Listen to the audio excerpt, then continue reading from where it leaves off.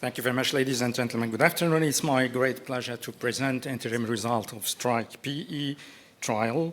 On behalf of my colleagues, this is my disclosure. I tried to structure my talk in 4 parts. The first one is to try to understand what's behind STRIKE-PE. As you know, venous thromboembolic disease is a very frequent disease with increased incidence during the last decades, and of course, potentially fatal disease. But it's interesting also to consider that roughly half of patients, 1 year after PE, they still have significant impairment of their quality of life with significant symptoms from 4 to 60%, depending on the severity of these symptoms. The STRIKE-PE study was designed to try to evaluate long-term functional outcome and, of course, safety performance of the indigo aspiration system for the treatment of PE. It's a transatlantic international multi-center study expecting to include 1,500 patients with PE at intermediate or high risk. The primary safety endpoint is a composite measure adverse events at 48 hours, and primary performance endpoint is the right ventricle to left ventricle change at 48 hours. The secondary endpoint is quality of life and functional outcomes at 90 days. We expect to have a follow-up of 1 year.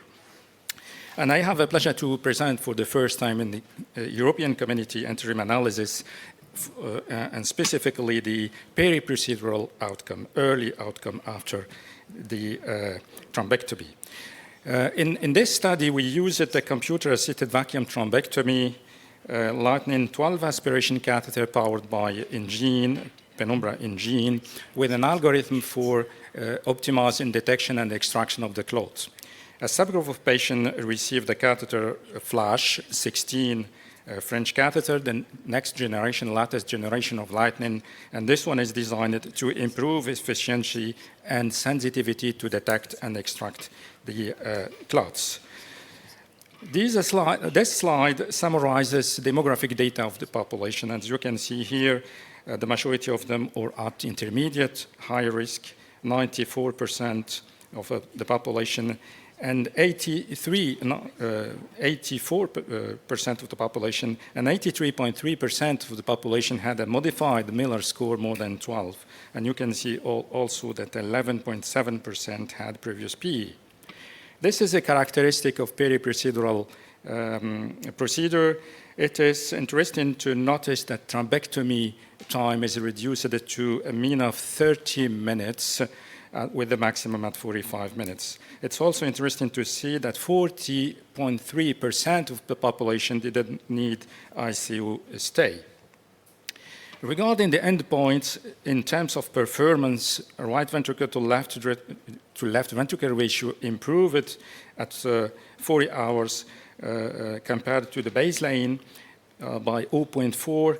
It's 26.8% reduction. And for the safety performance, for the safety endpoint, measure adverse events within 48 hours in 6 patients, measure events, which is 2% of population, measurable in 6 patients, device-related clinical deterioration, 2 patients, and device-related pulmonary vascular injury, 1 patient. In the secondary safety endpoints, device-related serious adverse events, 2 patients, any cause of mortality within 1 month, 3 patients, and recurrent PE within 1 month, 2 patients.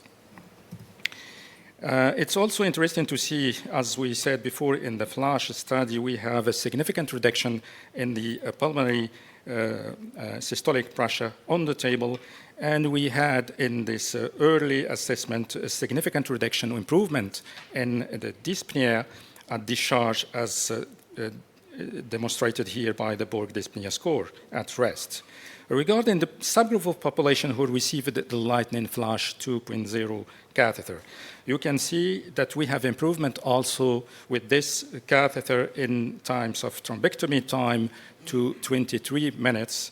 We improve also the percentage of improvement in right ventricle dysfunction and reduction in the systolic pulmonary arterial pressure. In terms of major adverse events related to this subgroup, we have one patient who experienced major adverse events, which is 1.2%.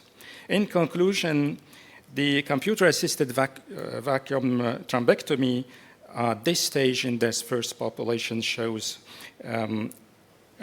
improvement in the right ventricle to left ventricular ratio, improvement on the table in the systolic arterial pressure, low complication rate, major complication, and a significant improvement in terms of functional parameters at this early assessment. And this is done with a thrombectomy time roughly around 30 minutes. These encouraging results continue to demonstrate safe and effective thrombus removal with rapid thrombectomy time. Thank you very much for listening.